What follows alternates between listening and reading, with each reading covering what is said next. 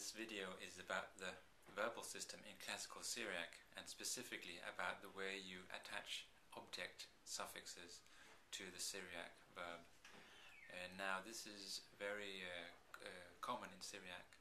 If you're used to, for instance, Hebrew very often attaches the object suffix to the object marker et, and that is not the case in Syriac.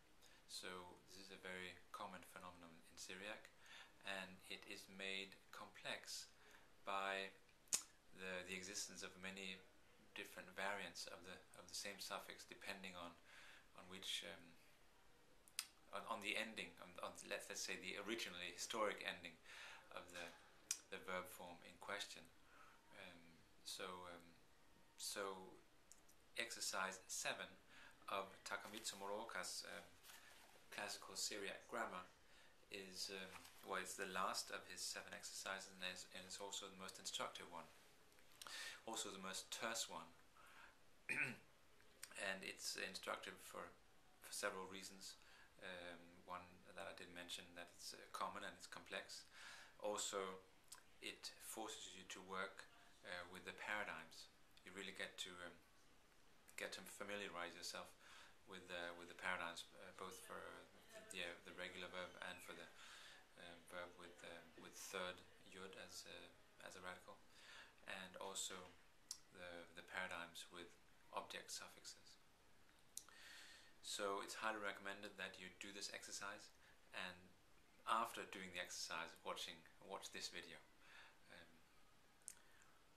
And I will go through all 40 of the verbs listed.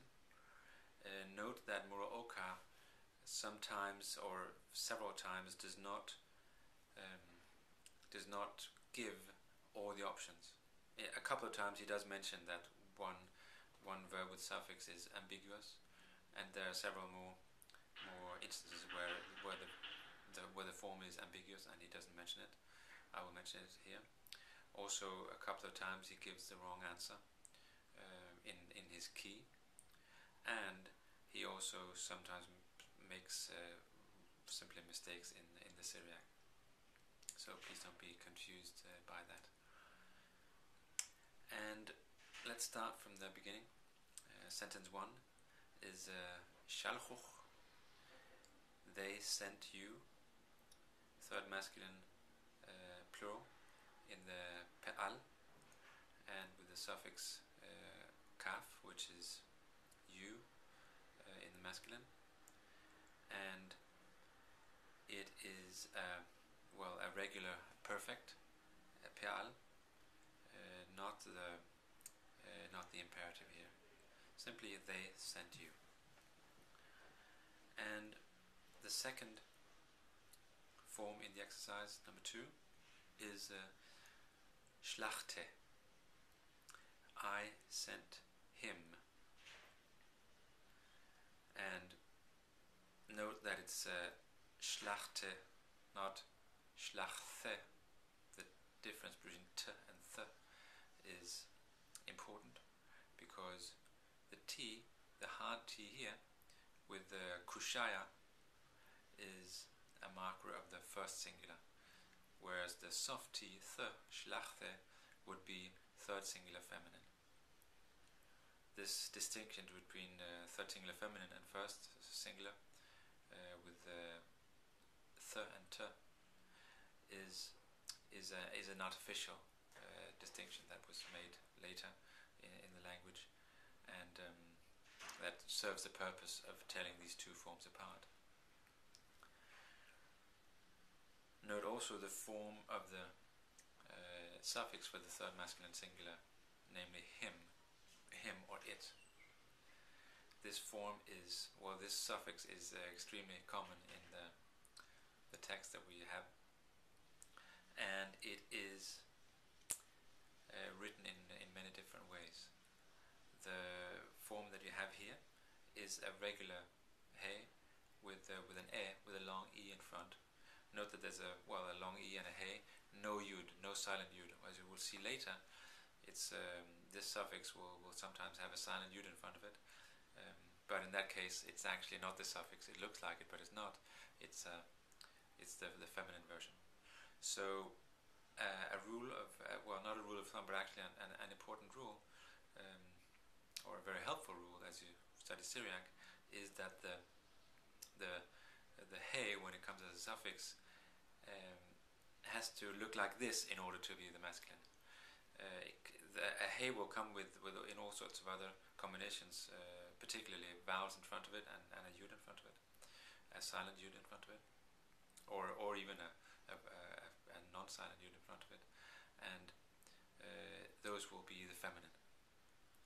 So the way, when you have a hey as a suffix, the way to tell the feminine apart from the masculine suffix is if it looks exactly like this in two, it will be the masculine, and if it looks in all kinds of other ways, it will be the feminine. That is a rule that is almost always holds true. Now the masculine suffix then can look in all sorts of other ways, mostly followed by a silent yud, and those we will see several times in the following. Now, verb number three is shlachnai. We sent him. First person plural, also in the Pa'al. And here you have, one of the other forms of the third masculine singular suffix him. You see I, with a yud, first a yud that is actually pronounced, then a hey and a yud. The final hey and yud are silent. And they're silent, but they're written, fortunately, so it's much easier to recognize. Number 4 is shlachte. She sent him. So in this case, we have the phenomenon I talked about before, where the tab is soft with the rukacha. Shlachte. Shlachte would be I sent him. Shlachte is she sent him. The rukacha, the dot under the tab, indicates this. Again, we have the suffix e, a suffix that consists only of the hey. And when the suffix consists only of the hey, as I said before, this will be, in most combinations it will be the feminine suffix her, but in this particular combination, namely with a long e in front and no yud, it is him. Okay, so number 5 is schlache. Schlache, send her, that's an imperative. And here you see you have a hey at the end, and you have a long e in front of it, but there's there's not really a silent yud. You can regard it here as a type of a vowel marker, a long vowel marker, and still the rule works. In other words, this cannot be the third masculine singular, because the third masculine singular suffix, the masculine suffix here, has to have this particular combination form that we saw before, with without the silent yud. Yes.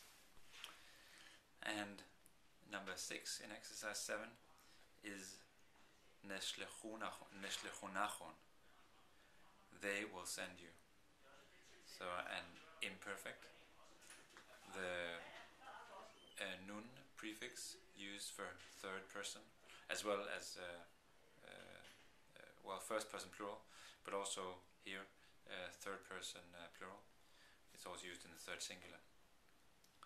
Originally in Aramaic, a yud was used here, and in ancient inscriptions you find it in Syriac too, but at a very early stage this yod was replaced by a nun in the third person. So neshle chonachon, they will send you. Number 7 is shadran. He sent me. That is a pa'il perfect, and same meaning of the verb shadar, just as we've had shlach, he sent. Here we have shadar, another root, and another conjugation. It's pile, but with the same meaning. And he sent me, and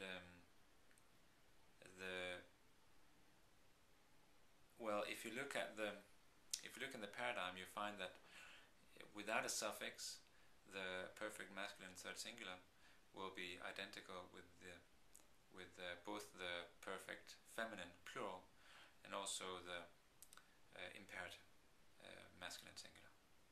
Now, the perfect masculine singular third person and the plural feminine also in the perfect, they are usually identical. You can't tell them apart.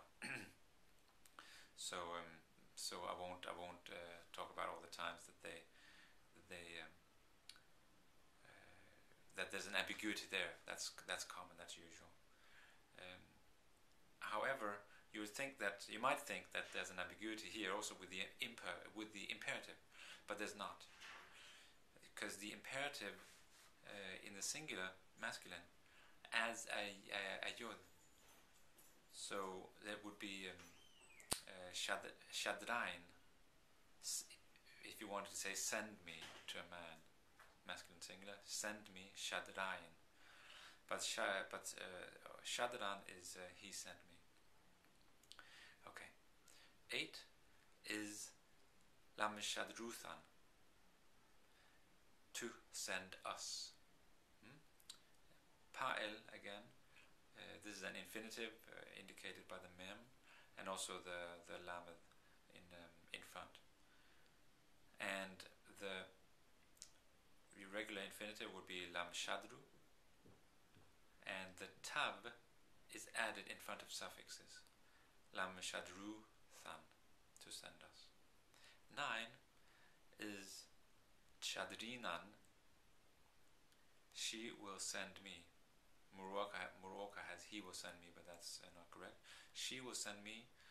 Chadrinan, the in ending in the imperfect, is indicative of the second feminine singular. Did I say she? I meant you. You will send me. Talking to a woman. Te shadrinan, the tav indicating usually second person. It could also be third person feminine singular.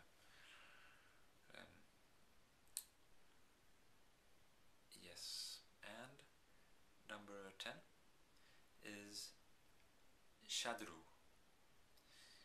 They sent her or send her. In other words, an ambiguous form.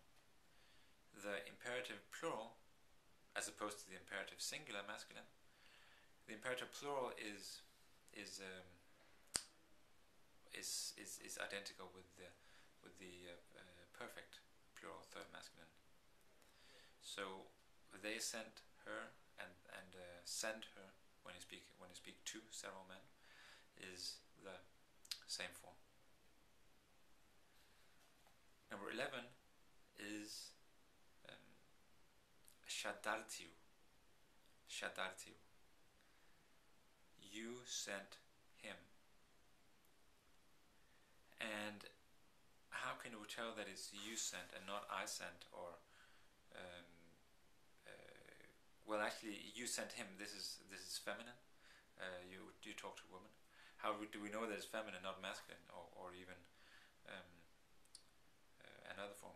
Well, so the shatart, when you look at the spelling, we can see that it's not. We can at least see that it's not the third feminine singular. That would have the soft T, shadarth. So in the absence of the soft T, we have the hard T with the kushaya. Then shadart can still be either second masculine, second feminine, or first person. I sent, you sent, or you sent. And the only reason, or the only way to tell them apart, is the ending. So the eu ending is used with the second feminine, and that has to do with an e ending this form historically in Aramaic and Semitic. Note another form of the of the third masculine singular suffix him. Here it's iu, again with the silent hey yud at the end. This silent hey yud, fortunately, always is written, so that it's easy to see which form it is. 12 is neshadriu. We or he will send him. So, as I mentioned before, the prefix is identical in the imperfect third singular and plural, masculine, and first plural. And this means that this form is ambiguous. Either we or he will send him. These imperfect forms adds an e in front of suffixes. That's why we have the form neshadriu. Okay, so 13 is avdan. He made us. Avdan, the verb without the suffix, perfect third singular. He made is eved, but with what Muraoka calls the vowel deletion rule, we get avdan, he made us. 14 is eved, make her. Imperative masculine, make her. Note the silent yud after the form. This silent yud is, as we saw before in 5, is an indication of imperative masculine singular in front of suffixes. And again we have the e. The e could be masculine, but as we've seen before, it then would be without the silent yud. So with the silent yud we can be certain that it's a feminine suffix. Make her.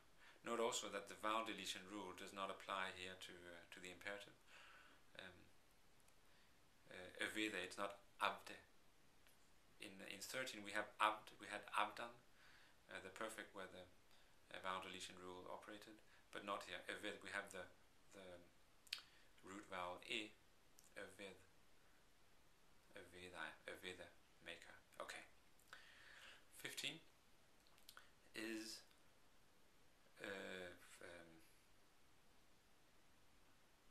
evidna. Evidna.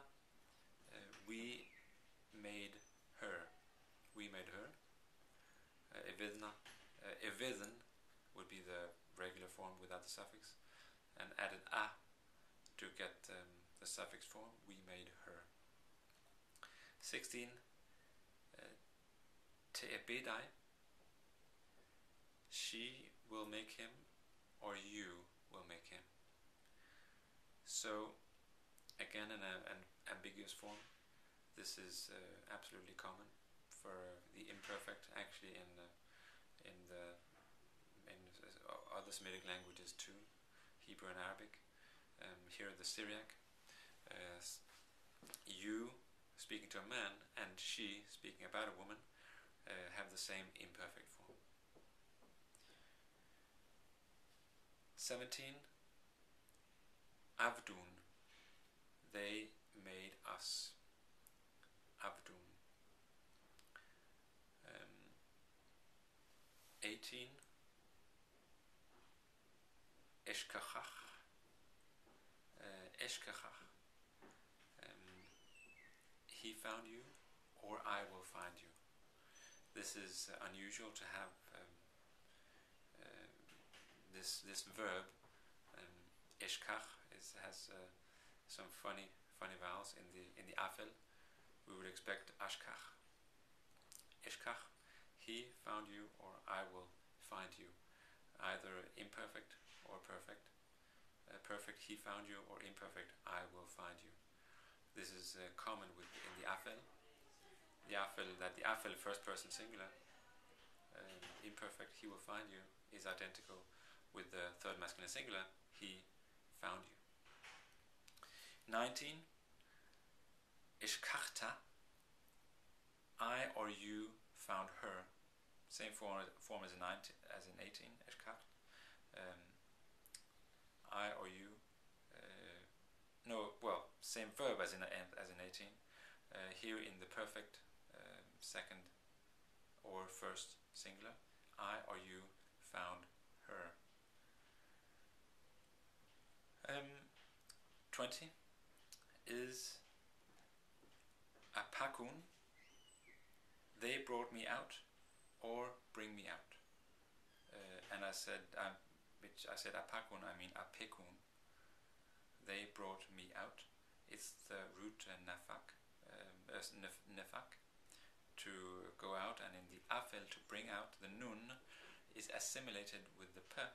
We would expect unpek if there had been no assimilation, but unpek, the nun is assimilated into the p and becomes apek. And in the peal here, in the pael, sorry, here, it's an afel. In the afel here, we have, as we've seen in other imperatives, plurals, we have identity between the imperative and the perfect, third masculine plural. So either bring me out, or they brought me out. And 21, apekain, which is a regular imperative, bring me out. In the masculine singular imperative, again, we have the yud added in front of the suffix, apekain, as opposed to in 22, apkan, he brought me out. Right? Apkan, that's he brought me out. 21 was bring me out. 21 the imperative, 22 the perfect. Note how the perfect does not have this silent, or not, well, it's not a silent, it does not have this yud added. And 23 is apektha. Apektha, she brought her out, or it. I mean, anytime we have a third masculine or third feminine singular suffix, it could be an it referred to. Apektha, she brought her out. Note the soft T, th. Apektha. Soft T indicating the third feminine singular. And 24, akimai, I will raise him, or raise him. And, well, these verbs, this is an afel form of a second wow or yod root, and these verbs are identical without a suffix. They're identical in several forms, masculine third singular, but it can't be the masculine third singular here because the suffix would look different. That would be just akime with just a hey. When it's akimai, it can only be either the imperfect, I will raise him, or the imperative, raise him. 25. Tekiman, she or you will raise us. Again the tekim, again the second masculine singular and the third feminine singular are identical in the imperfect. Tekiman, she or you will raise him. Sorry, will raise us. It's there's again a mistake here in the exercise key in Muraoka. She will raise us, or he will raise, or you will raise us. 26. Lam kamuthan, to raise us. Again an afel of this verb, and with the added tav in the infinitive, to raise us. 27. Nukimane, they will raise him. And speaking about women, it's feminine. They, meaning several women, will raise him in the imperfect. 28. Bose, rob her. This is a geminate root, which is why it has o in the imperative. A second yud root would have u, just like Hebrew in the imperative. Bose, speaking to a man, rob her. And about a woman, why why do we know that it's a woman? Well, because of the silent yud there. If it had been a third singular masculine, rob him, the suffix would look different. Again, with the silent yud at the end and the silent hey, by the way. 29. Duni, judge her, speaking to a woman. So this is a feminine singular imperative. Judge her. The e rather than the e, indicating that it's speaking to a woman. Judge her. The suffix again has to be a woman, or an it in principle. Could also be. 30 is dantenan. You judged us, and it's again speaking to women. Danten is a feminine second plural form in the perfect. Danten, you judged us. 31. Chazan, he saw me. Chaza, that's a third yod root. He saw me. Chazan. 32. Chazath chon, she saw you. You, plural. Chazath, so chaza in the masculine, chazath in the feminine, in this third yod root. 33. Chozethe, I saw him. Chozeth, I saw him. So with the third yod roots, we don't have this rule with the soft or hard t in the perfect between the first masculine and the third feminine. You see here the first person is also with a soft t as it's should have. Chazith. I saw him. It should have this after this vowel. The vowel that comes because of the third yod root. 34. Askith chon. I multiplied you. Askith, again, this is an afil, and it's a third yod root. Askith, and then just the suffix chon. I multiplied you. I made you many. 35. Le maski yuthan, to multiply us. 36. Well, it says askai, but that form is not, as far as I know, possible in Syriac. Muraoka wants it to mean I'll multiply him according to the exercises, and that should be askeu. Askeu. Askai will leave the wow completely silent along with the hey and yud, and we don't have that type of form in Syriac, according to my knowledge at least.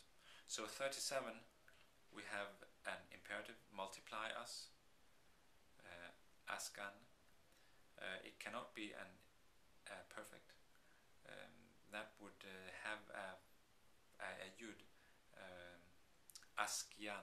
Askian would be the perfect, and here askan is the imperative, multiplies. 38 is supposed to mean he will multiply us, he shall multiply us, imperfect, and that's again a mistake in the Syriac as far as I can tell. There's no such form. This looks like a mixture between the imperative and the imperfect. It should be nasken, he will multiply us.